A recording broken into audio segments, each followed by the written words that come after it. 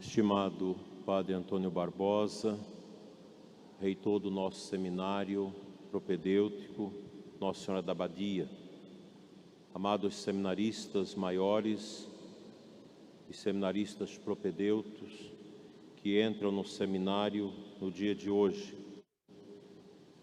amados internautas e ouvintes da nossa Rádio Imaculada, queridos irmãos. A primeira leitura aborda para nós o drama do sofrimento. O livro de Jó é uma grande parábola sobre o sofrimento e a fidelidade a Deus. A nossa fé nos orienta a respeito do início da causa do sofrimento.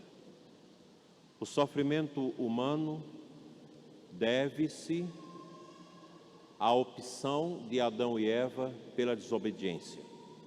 O pecado entra no mundo pela desobediência.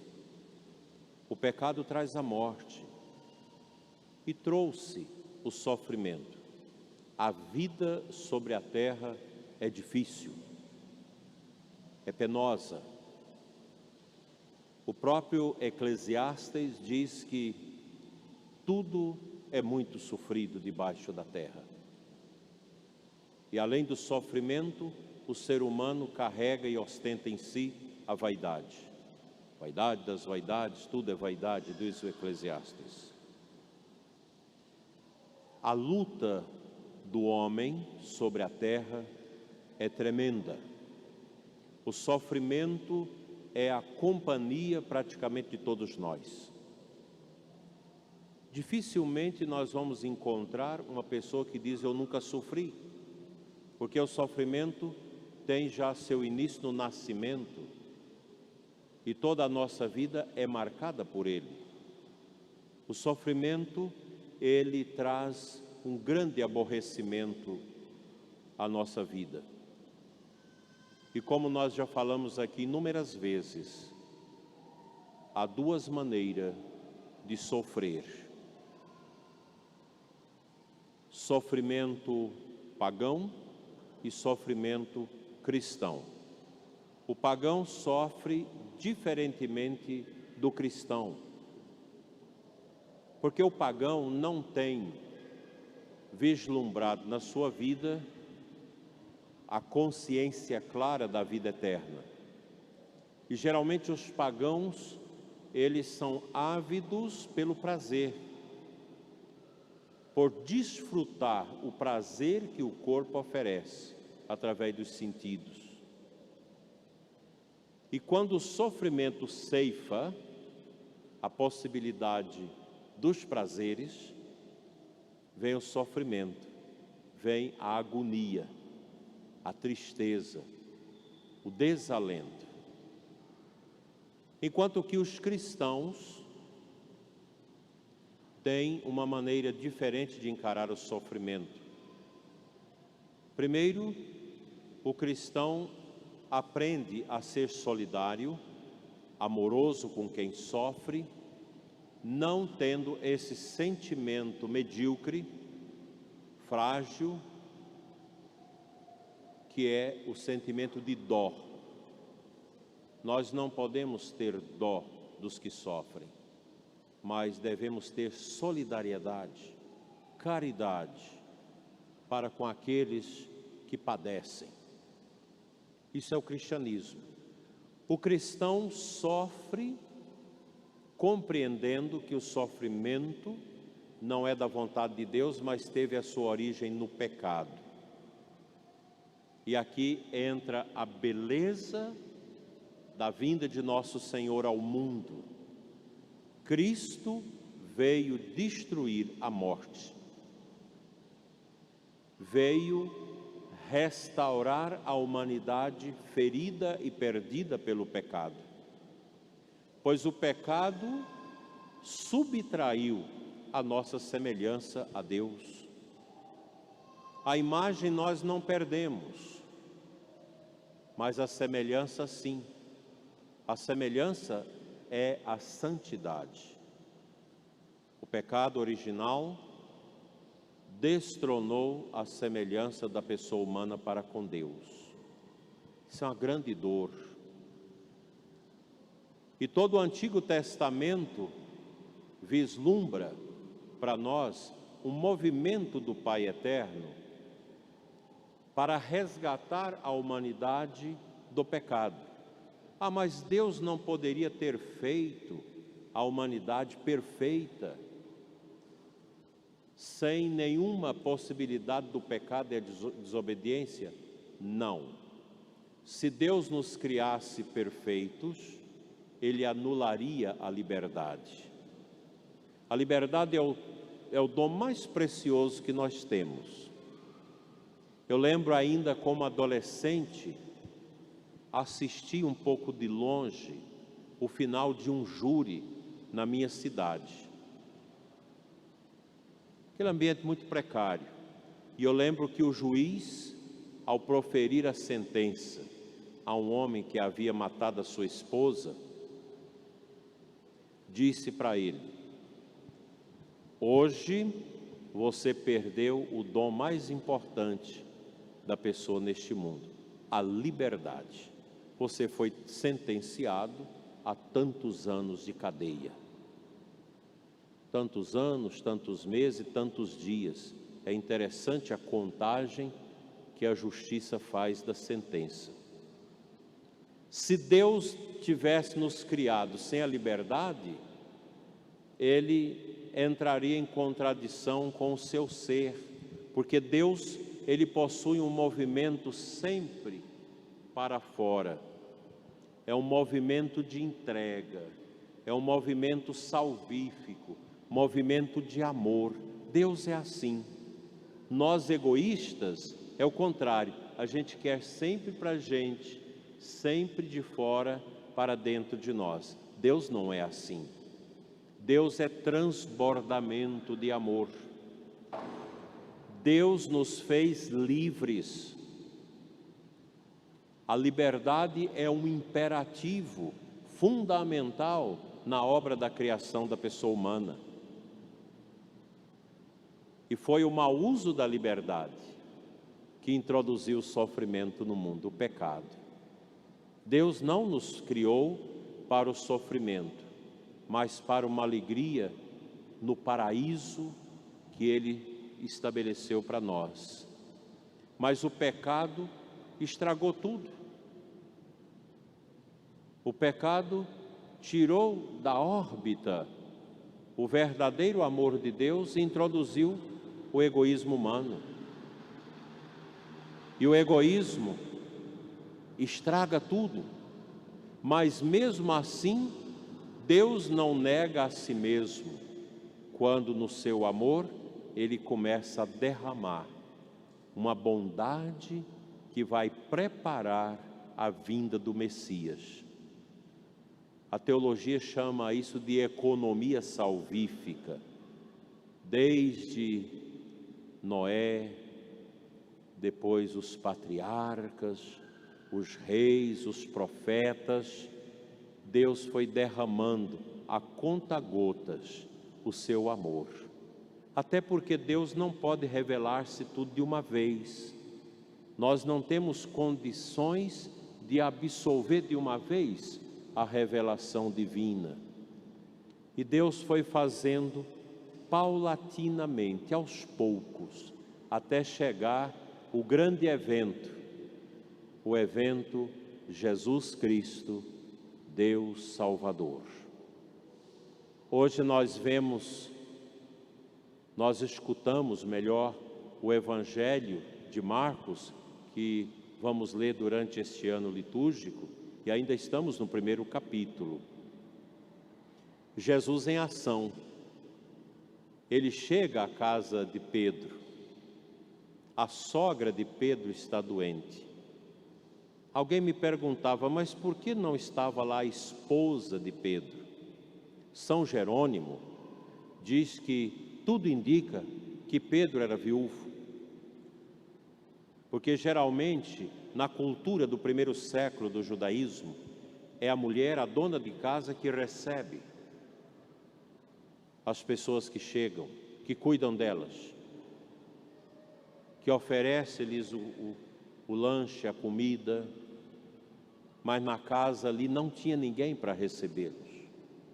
Quando eles chegam, a sogra de Pedro está perrengue, ela está doente, com febre, e todo mundo sabe a sensação de uma febre, é horrível.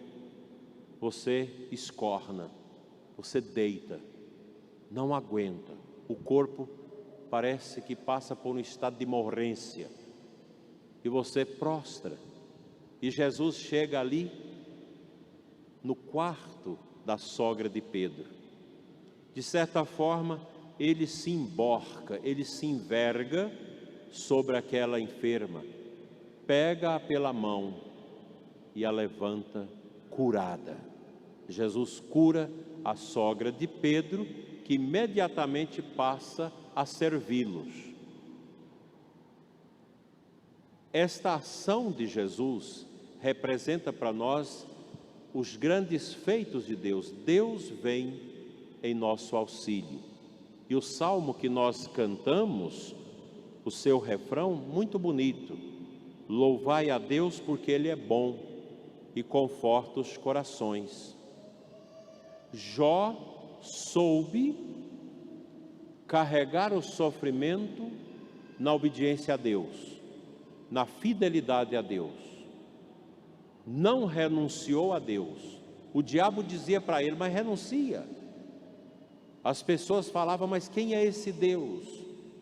E ele entendia que a fidelidade a Deus traz o amor perfeito ao coração, traz as bênçãos.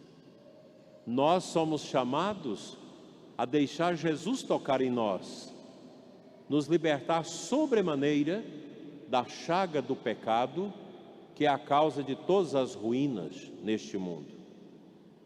O pecado não pode ter lugar na nossa vida. A igreja de Jesus, que é a expressão, que é a epifania do seu mistério, ela é para nós a casa da cura. Os sacramentos, a palavra dele, os ensinamentos, a catequese, tudo na igreja é para a nossa cura, é para a nossa harmonia com Deus, tudo.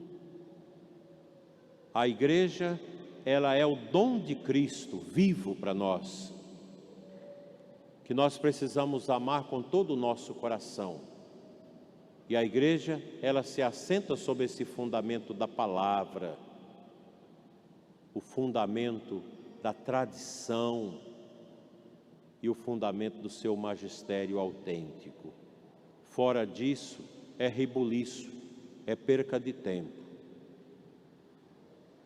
Toda essa confusão causada pelo material e o texto base da campanha da fraternidade é exatamente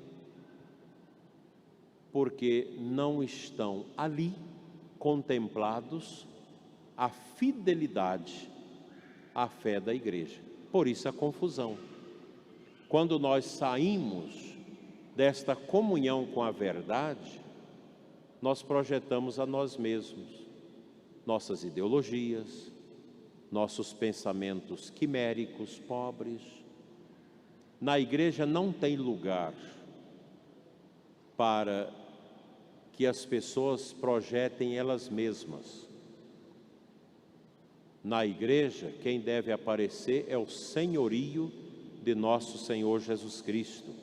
Não Cristo como nós queremos projetá-lo, segundo as nossas convicções e ideologias.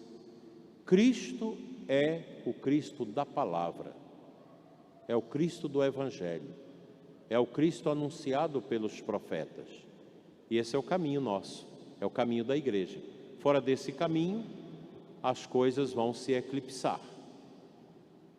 E por isso, não vão produzir harmonia, comunhão e santidade. A igreja, dizia o saudoso Papa São Paulo VI, na sua exortação pós-sinodal, primeiro sínodo, Evangelho Nunciandi. A igreja existe para evangelizar. É o que São Paulo fala na segunda leitura de hoje. Ai de mim se eu não evangelizar. O que é evangelizar? Madre Teresa de Calcutá dizia: evangelizar é ter Jesus no coração e levá-lo aos outros. Mas é isso que a igreja vem fazendo ao longo dos séculos, tendo Jesus e o levando aos outros, através da prática do bem, da caridade, da justiça, de tantos serviços que a igreja realiza neste mundo. Não dá, meus irmãos, para evangelizar proclamando a nós mesmos, proclamando as nossas bobagens humanas, como ideologia de gênero,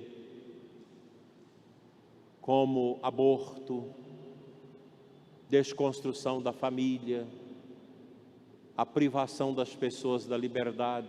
Todo o sistema autoritário, ditador, confronta com o Evangelho. Não tem como.